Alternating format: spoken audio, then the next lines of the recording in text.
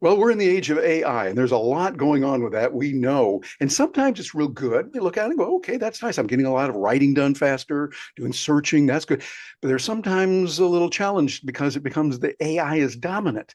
And we think, gee, we as human beings are going to be left in the sand or we'll be left completely out. Well, sometimes we feel that way, but I got some good news for you. There's a trait that human beings have that you have. Watching this right now, listening to this, you have a trait that is your real key to success. And it's written about in a new book that I just got hold of a little while ago and read it and got a chance to see what we can do. And it ties in directly with some of the things we've been talking about as Stark Raving Entrepreneurs. It is a book that I really encourage you to look into. And the name of the book is The AI for the Authentic Leader. And the author of that book is Allison Shapira. Let me tell you a little bit about Allison here. She is an adjunct lecturer in public policy at the Harvard Kennedy School, where she teaches leadership communication with a focus on helping leaders speak with confidence and clarity. She does that very well, by the way, and particularly during times of complexity and change. Hello, that's like right now, those things going on. Now, beyond Harvard, she's also the founder and CEO of Global Public Speaking. She knows about public speaking really well. She's an executive communication on that, and she's worked with leaders across government, business, and nonprofit sectors, including the heads of state and Fortune 100 executives. Her practical approach integrates real-world experience with research-based techniques and strategies. I love that about the book. She has plenty of reference, not just good ideas, which they are, but also backed up with lots of authenticity and the references you need. She is particularly committed to empowering women leaders globally, including her work with the nonprofit Vital Voices Global Partnership at Kennedy School. She is one incredible person. Hey, I've got a treat for you because she is joining us right now. And it is so good to have you with us, Allison. Welcome aboard. Thank you. It is great to be with you as well. One quick note about Vital Voices. It's actually not at the Kennedy School. It is a separate nonprofit. So I just wanted to put that out there for the record. It is a terrific nonprofit that I've had the pleasure to be a part of working with for many years. Thank you very much. We appreciate that. So we want to make that straighten out in there. But I got to say, I love your book. The book is, again, The AI for the Authentic Leader. And this is one that really resonates with me. Too often we feel we're inundated with so much AI-ish stuff. Can I use that as a word? AI-ish, that we just go, yuck. Actually, I think there's a few more colorful military expressions we have, but we'll leave it at that for right now. But tell us a little bit about the book you wrote, which I think is excellent. Tell us a little bit about what it is and who it's directed toward. I really appreciate that because I wrote the book based on the work I do with leaders all around the world, helping them build their confidence to be more effective, especially in the way they communicate. And as I've been following the development, specifically of generative artificial intelligence, I realized a lot of these leaders are not using AI at all. In fact, they're afraid of using AI. And even one executive I work with said to me, Allison, you know me. I'm all about authenticity. I don't even want to touch ChatGPT because I'm afraid it will make me less authentic. And as you know, Terry, it certainly can make you less authentic, which is why you always say copy, paste, customize, right? That's something that I learned from you. And so I realized these leaders are going to be leading people through a time of incredible change in the world. And they're not comfortable using this new technology. And yet their companies are deciding to roll out AI across the enterprise, or their organizations, their companies, their countries are integrating AI. And these individual leaders don't feel comfortable with it. And that's why I wanted to write the book so that leaders could realize they can use AI to be better humans, to be more effective leaders. They don't have to outsource their authenticity or their leadership to technology. They can use it to be better versions of themselves, which then makes them better ambassadors of these new policies for their companies. Absolutely. I love the way you put that. And that is so good because, as you mentioned, I appreciate you mentioning that and quoting me in your book of copy, paste, and then customize. Too often we hear people on the net, bless their heart. They're wonderful. That's a nice Southern expression there. Bless their heart. What they're doing, they copy it and paste it and go, well, there we go, all done. I go, no, no, no, no, Sparky. You copy and paste. Okay, that's a start, but then you heavily customize it. And it's all part of that secret that helps us get ahead of AI. I'm going to go ahead and spill the beans that you talk about and wrote the book on it, being authentic. On page 9, you talked about being authentic and what it is, and you had a really good definition. Tell us a little bit about what you mean by authenticity, what it means, and why it gives us a real advantage in the world of AI. Authenticity can be defined in many ways. The way I define authenticity is speaking and acting in a way that's true to your values and beliefs, because authenticity isn't always a good thing. You can be authentically lazy or authentically unprepared. I look at authenticity as being the best version of yourself. So bringing out the best version of yourself, which means being true to who you are and what you believe in. And I have found in my work with leaders around the world, in different countries, as well as in different industries, when they speak and act in a way that's true to their values, then the version of themselves that they bring forth is so much more powerful and so much more credible, which means the people they're trying to lead are more likely to follow them, be influenced by them, and take action to achieve a shared vision, which is how I define leadership. So I have found a direct link between being our best selves and being effective in influencing others to achieve a shared outcome. Yeah, that makes a lot of sense. Well, let's go a little bit deeper here, because I know in the book you do that. And by the way, those of you watching this, get the book. It is phenomenal. And what is, it's not that long a read. It's not like it's a Russian novel of 1,000 pages. No, it's only about 45 pages on the copy that I saw, the early copy. Really good and packed with a lot of information. Think about it. You can become a better communicator, use AI better, be more authentic by taking an hour, maybe 2 hours if you're a real slow reader and can go through that. So Allison, help us a little bit on how does someone become more authentic? What specific steps, you've given several of those in the book, that stand out in your mind on how to be more authentic, particularly when you're writing or you're using AI with video or podcasting, as many of our viewers will be doing. What do you recommend for that? I really appreciate you mentioning the length of the book. So it's now 76 pages in terms of the length of it. But the reason I kept it short is because I want a busy leader to read it in a single 2-hour direct flight. That's it. I wanted you to be able to sit down, read it, and then have time to absorb it and think about what it says. It might be 82 pages. So don't quote me on the page length. But okay, it'll be good. Regardless, either way, it's good. Every 2 hours. I wanted to keep it short, because I know we need this now. Yeah. We don't have time to do a 2-year research project to get this book out. I needed people to learn and use these tools now because the world is changing so quickly. And then the next book will be an extension of this book, and it will have more context to add as well. So the baseline assumption is, if authenticity makes you a better leader, a more effective leader, then how can AI make you more authentic? Is that what you're asking me to unpack right now? Yeah, exactly. How using the AI can help you to be a better person than you already are, just helping you magnify the best of who you are.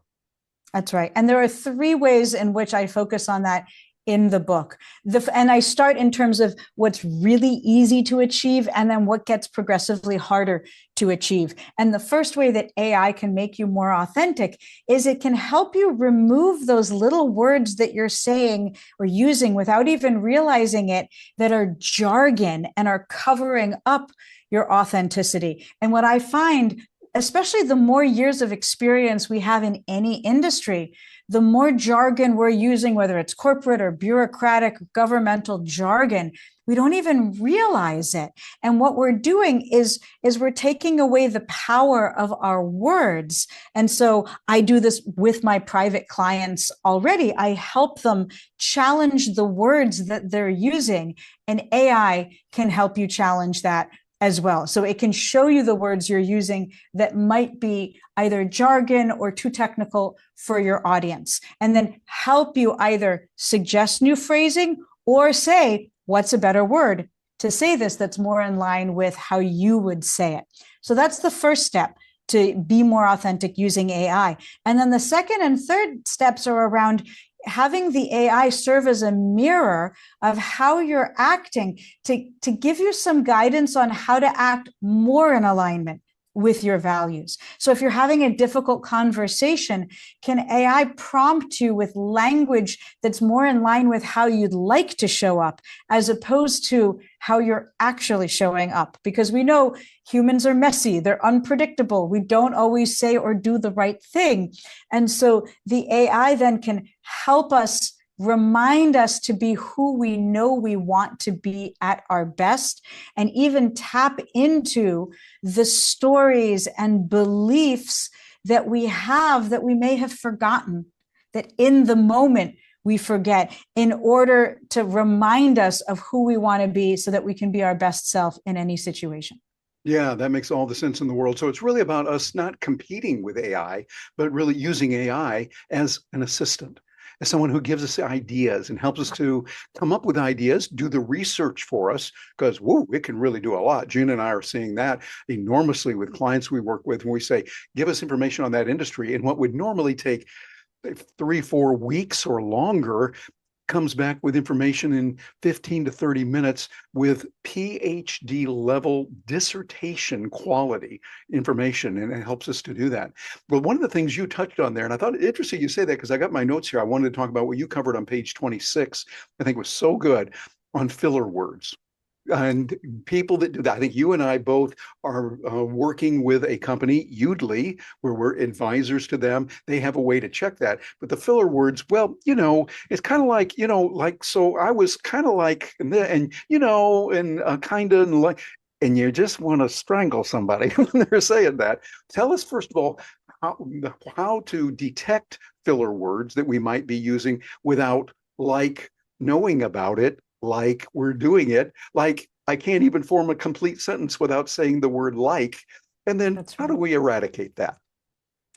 It's such a fascinating topic because the reason we use filler words can vary. We might use filler words because we're nervous. We might use filler words because we're unsure of what we're saying. And we might use filler words simply because we pick them up from people around us. I refer to it as linguistic contagion in the book. So we use it without even realizing it. And we pick it up, especially from our senior leaders. So if you work for someone who's using so to start every sentence, you're going to start every sentence. And if you are working with a more junior team, they're going to pick up your filler words. So, and I start my sentences with so. I'm the one who does that. It's something that we do without realizing it. It can be interpreted as a lack of confidence in ourselves or in our material. So it's not that the filler words themselves are always that destructive. It's that our audience can judge them in a way that diminishes our perceived credibility and competence. And that's really dangerous because you might be using it just because that's what your friends use. And yet your client assumes you're using it because you don't know what you're talking about. So it's those perceptions that are so dangerous. AI is very good at picking up those filler words and reflecting them back to you. And that's one of the early areas in which Yoodli really excelled and still excels, is showing you the fillers and exactly those minimizers you're using, like I think and kind of and sort of or just. And then you can decide how much you want to address it. And what I advise my clients is to pause and breathe instead of using the fillers. We first and foremost have to be aware that we're saying them, and then we pause and breathe and let ourselves have a moment of not talking so we can be more thoughtful, and then we can answer. And it really adds to our executive presence when we can do that. There's nothing wrong with a couple of filler words, but used excessively, then they diminish our perceived confidence and credibility. Absolutely. I think that's the key, the perceived confidence that people have. We know that we've got the information we want to communicate, but when we're filling our communication with words that denigrate that, that's not a good thing. And that's where a tool like Yoodli that we use really gives us a lot of benefit of that. Matter of fact, those of you watching this, I'd encourage you to look into it. That's Yoodli, Yoodli.ai. and it's a great little tool to find out how you're doing. Go ahead and record yourself. I thought, hey, I'm doing okay on this. And I record myself and look at it and go, ooh, Terry, there it is. And it shows you the transcript and you hear yourself saying it going, oh my goodness. Okay, let me pay more attention to that. And I think also that relates to the idea of being authentic. Occasionally, I'm going to use a filler word because I can't think of what to say, and that's still authentic. But it seems like there's a way that you can blend in authenticity and make sure it's still there, but try to reduce that. I love the way you address that in the book. And several other things you did also. I really like the idea where you were talking about having a copy of you. So what would Allison say in this situation? What would Allison do? That having an AI bot composing your information, the words that you've used, your body of work, put in there. This sounds like something really good. I know a lot of our clients are using that, showing them how to use this in many different ways. Tell us what that is for someone who is fascinated with it, doesn't know what it's like, and the practical applications of having a situation where we could say, what would Allison say? And it comes back and tells us what you would say, Allison. Right. A lot of the large language models now are letting users create customized chatbots. ChatGPT calls it a custom GPT. Claude, I believe, calls it a project. Google Gemini calls it a gem. So these tools allow users to create custom chatbots based on information that they want to specialize that chatbot in. And so what I did is I took this complicated rubric that I use when evaluating speeches in my classroom at Harvard. And what I found is I use a really elaborate framework in my mind, but when I try to write that framework down and teach it to my students, it's simply too much information for them to evaluate when listening to a 3-minute speech. Now, I have 22 years of experience of doing this, so I go through all those criteria in my mind. What I did was I created a custom GPT with the full extensive rubric, and then I filled out examples of what a good opening looks like, what a good closing looks like. What are some examples I've heard from students of those openings and closings? What makes for a powerful message or use of contrast? So I fed that chatbot all of the information that I look for and appreciate in a speech. And then what I would do with my students is ask them to use what would Allison say before they come to my office hours. And then they could have that added benefit of my expertise in between office hours. And now what I'm doing is I'm taking that custom GPT and I'm creating what I call Pocket Allison so that my executive clients as well have access to something like this. And I'd really like to be able to customize a GPT for each client based on the notes from our coaching sessions, should they want to do that and provide the consent to do that. And that's something I did with my own business coach. I recorded all of our coaching sessions, removed the confidential details, and created a custom GPT based on his coaching. And now anytime I have questions on a client proposal or messaging, I simply ask the custom GPT, and I can certainly go to my coach, but within 30 seconds, I have a fair approximation of what he might say based on his talks, his notes during our coaching sessions. See, that is so good. You're leveraging AI to really serve you, because I would imagine there's time you might be up early or late and you're working on something. Your coach isn't available. You're not able to call. You could set up a meeting for next Tuesday. Okay, but you need it right now. Well, that's the beauty of AI. You can say, wait a minute, what would my coach say about this or that? And you've got it right there. So those of you watching this, I would encourage you to think about how you could start blending that in. A good way to start is read the book, see what Allison has put together, how she is doing that right now. Others are doing that as well, so you can see what it's like. Well, Allison, we could go on for another 16 hours easily, because you've got so much in that book that is really good, very useful. We don't have that much time right now, but people are saying, hey, I need to know more about this and find out about Allison. If someone wants to reach you, what's the best way for them to get in touch with you, to contact you, or to find out more about what you're doing? I'd encourage them to reach out on my website, which is AllisonShapira.com, just first name, last name.com. And please spell that, because Allison can be spelled different ways. How do you spell that? That's right. Hopefully it will be spelled correctly on the video when they look down. And it's AllsonShapira.com. And I also encourage people to follow me on LinkedIn. I'm very active there, posting on a regular basis, and it's a great way to ask me questions and engage with me there. And then the book should be available, I would say, by the time people are watching this. Hopefully the book is available for pre-order, and it comes out on October 1st, 2025, so of this year. So we're very excited about it.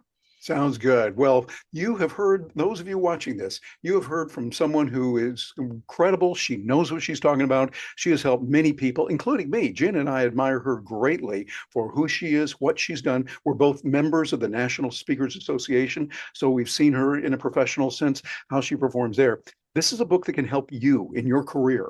It's a book that can help you become the more authentic leader that you want to be. And it does it with sound information, good references, and the way that she puts it together. I enjoyed it enormously. And it's good. Allison, before we let you go and walk home now, I'm going to let you find out, what are the final words you would say to someone who says, okay, you got me. I want to do it. I want to be more authentic, that they can take with them today and start implementing right now. I'd like you to open up an AI tool right now, whether it's ChatGPT, Google Gemini, whatever language model you're using. Simply open it up and ask it, how can you help me be more authentic? And I like to ask AI how AI can help me. Set aside an unrushed 30 minutes, maybe with a cup of coffee or tea, turn off notifications, and simply have a conversation with that AI tool, and you will be amazed at the advice it gives you. Read my book so that you have further nuance on how to use it effectively, and also for some of the dangers we need to be aware of as individuals and as leaders using AI, and what it means for our future as humans connecting with one another. So the book also has some cautions for the future that I think everyone should be aware of right now. All right. Well, Allison, thank you very much for being with us. We appreciate you being here and sharing your knowledge so freely and so helpfully. Thank you very much. My pleasure, Terry. Thanks for having me, and thanks for everything that you do. You bet. And for those of you that are joining us here, think about what we just saw and what we just heard. Allison is a person you want to pay attention to. Put her on your radar. Look her up. See what they're. Get in touch with her also if you need some help with speaking. She helps on a lot of those areas. This is the key. I've talked about this myself, and it's wonderful to find Allison and I resonating on this perfectly. It's not copy and paste. It's copy, paste, and then customize it. You want to make it really you. I like to say you need to you-ize it. Put your feelings, your thoughts into what you're doing. She shows us how to do that in her books, and Allison does a great job of it. I'm Terry Brock with Stark Raving Entrepreneurs, and we appreciate you joining us here. We'll look forward to seeing you around the bend.